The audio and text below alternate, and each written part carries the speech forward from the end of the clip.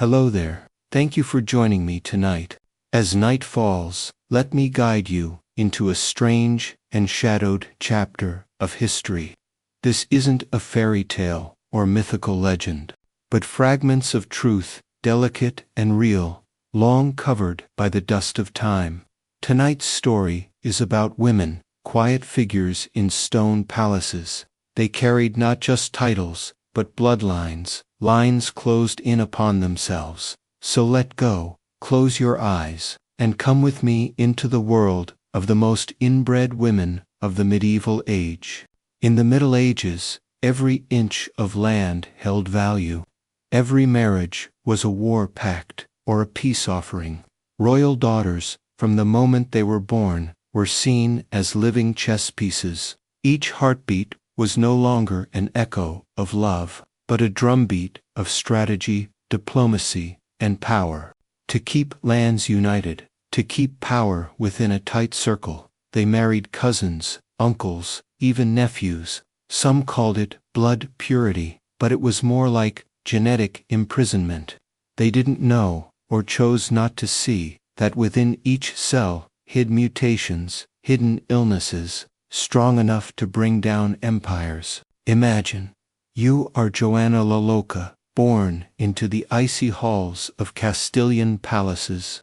Your eyes mirror your mother's, the powerful Queen Isabella, but within them, a sadness waits. You're wed to Philip, handsome, charming, but cold as Flemish stone. You love him so deeply that when he dies, you carry his coffin for months, refusing to let go.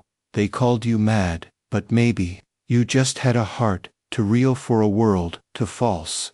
Next is Eleonora of Austria, sister of Charles V. She didn't cry when forced to marry the enemy of her bloodline, Francis I of France. Their marriage was a treaty written in tears. No affection, no whispers, no dawn kisses. She lived in the cold halls of Fontainebleau, where only the footsteps of maids and mistresses echoed.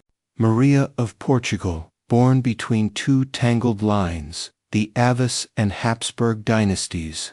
Her pregnancies were painful, exhausting, the night's contractions, unseen by anyone. Her son, João Manuel, frail, coughing, never strong enough. He died before he could become king, but not before he married another close relative, and fathered Sebastio, the boy who vanished in battle and never returned.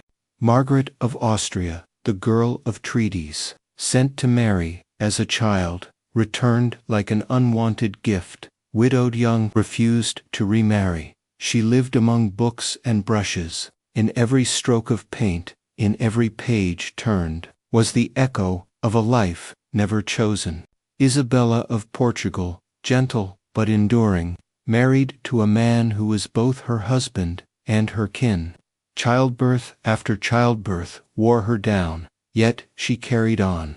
To birth Philip II, a king whose marriages were mirrors of his own mother's fate. She had no rest, no permission to be weak, for she was queen. Have you ever heard of the Habsburg jaw? That long chin, that protruding lower lip, the painful speech and swallowing. It wasn't just appearance. It was living proof of political blindness. Charles II, the last of the Spanish Habsburgs, was its final tragedy.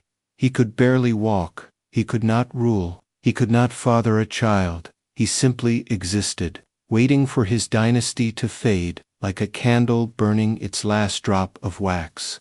Now, as you float at the edge of dreams, let me whisper once more about them, women who were never allowed to choose.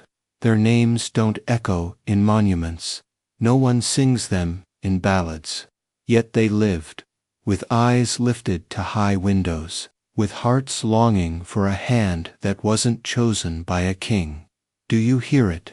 A sigh within stone walls. Do you see it? A spirit weaving her hair in the night, waiting for dawn that never came. They deserve remembrance, not for their crowns, but because they were human. Sleep well tonight. May their long-lost souls finally rest.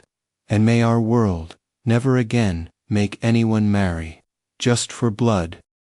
If you're still here with me at this moment, feel free to leave a comment and let me know where you're from and what time it is where you are. Once again, I wish you a peaceful and restful night. I'll see you again in the stories yet to come.